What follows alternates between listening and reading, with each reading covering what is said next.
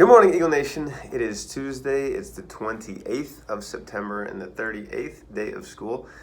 Wherever you may be, please stop. Please stand. Let us rise together for this morning's Pledge of Allegiance. I pledge allegiance to the flag of the United States of America and to the republic for which it stands, one nation, under God, indivisible, with liberty and justice for all. Thank you. You may be seated. And thank you, Bastian, for that song dedication. That was a song dedication by Bastian. He says that was Fisher Lass with the song Ye Banished Privateers. And he wants to dedicate this song to all shanty lovers, Ye Biscuit Boy. Thank you, Bastian. We appreciate that song dedication.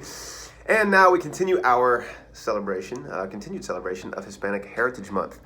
So, on this day, we celebrate children's author Pam Munoz Ryan. Some of you may recognize her because some of you may have read the book Esperanza Rising. If you haven't seen it, take a look on our webpage above. We do have copies of this here at our media center and also in room 321. But here's a little bit about Pam Munoz Ryan. She was born and raised in California's San Joaquin Valley. She grew up with aunts, uncles, and grandparents nearby and considered herself truly American because her heritage is Spanish, Mexican, Basque, Italian, and Oklahoman. Her grandparents on her mother's side came to the U.S. from Mexico in the 1930s.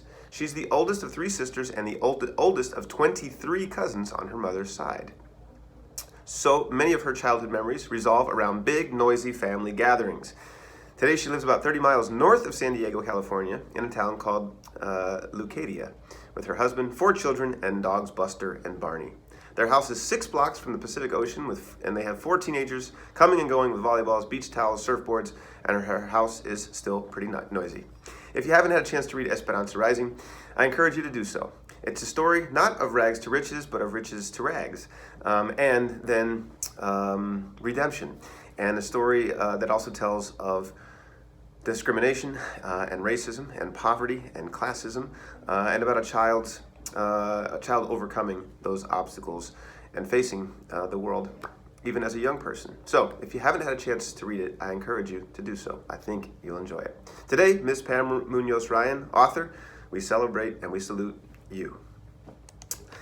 Onward. Today's Tuesday, which means it is COVID pool testing day. Students will be around this morning. The nurses and the team will be around to do the pool testing. It's quick, it's easy, it's painless, and it gives us great information to help keep all of you safe. We have had an uptick in number of people who have decided to jump in and join in, and we appreciate all of the parents and students who are also joining us for COVID pool testing. If you haven't yet, consider doing so. And teachers, I'm asking all of you to please share with families during conferences this week the digital link that allows families in a matter of maybe 2 minutes, I did the form myself and it didn't take very long, but to provide consent for their children to be a part of COVID pool testing. The more people that do it, the more information we have and the safer everyone will be. So thank you in advance, teachers, for sharing that. Thank you in advance, students, for participating. And don't forget that raffle's coming by the end of this week. One for everybody who's been masking, quarantining, cohorting, zoning, washing hands, keeping distance. That everybody's name's going to be in the raffle. But for everybody who's doing COVID pool testing, your name will be in there twice. So you have twice the opportunities or the chances of winning. And let's see. Reminder that today and tomorrow we have after school care, but we will not have it on Thursday or Friday of this week. So students, make sure that you have a plan. Check with mom, dad, or your guardian to make sure you have a plan for where you're going to go on Thursday and Friday of this week. After school, there will be no after school care because of parent-teacher conferences. Please be advised. Also, just a reminder, Thursday and Friday of this week will be typical days, meaning it'll be like a Monday or a Tuesday schedule. It's just that it will end at 1:35 students. So the classes that you normally would see on a Thursday or a Friday after 1:35 p.m., you just won't see them on these occasions. So thank you to everyone for your flexibility. We'll bring a leadership team together to meet and look for next conferences so we have a better plan in place. And I appreciate all of you. With that, let's get some words of wisdom so you can get to the business of teaching and learning. And today is on the topic of new beginnings. But first, the word of this week, because it's going to come up twice later this week, is the word honesty. Honesty comes from the word honest, which has to do with being truthful. And what's interesting about the word honesty which has to do with your truthfulness, or the amount to which you subscribe to factual, objective events and perceptions with evidence, with data, with things as they are, and not inserting, lies or mistruths or half-truths or white lies or embellishments or exaggerations or hyperbole, but just simply honesty. And what I found interesting about this word honesty is that a couple of weeks ago we had the word greed, which is a noun, and when you add a Y to the end of greed, you get greedy. And it makes it from a noun into an adjective. But with honesty, honesty has a Y on the end, and it's a noun, but when you take off the Y, honest becomes an adjective. So play with that and figure that out. English is a fun language.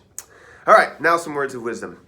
Today is on New Beginnings, and poet Maya Angelou says this: each new hour holds new chances for new beginnings. In other words, we always have it in our power to start again, to make a new beginning. Whether we turn over a new leaf at school, make a fresh start with a friend or relative, or decide to get physically fit.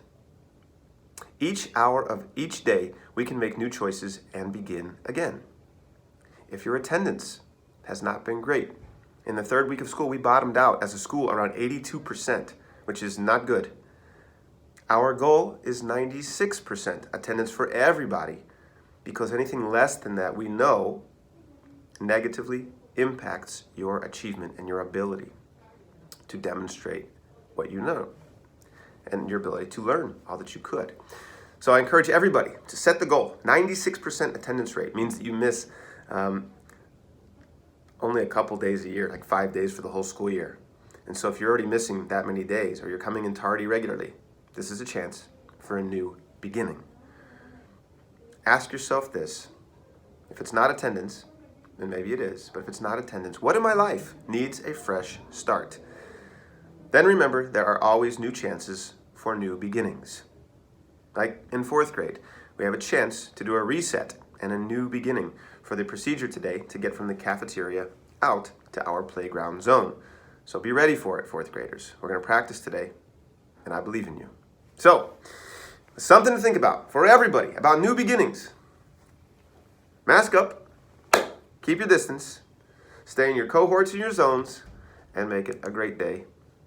Ye shanty land lovers, or not. The choice is yours.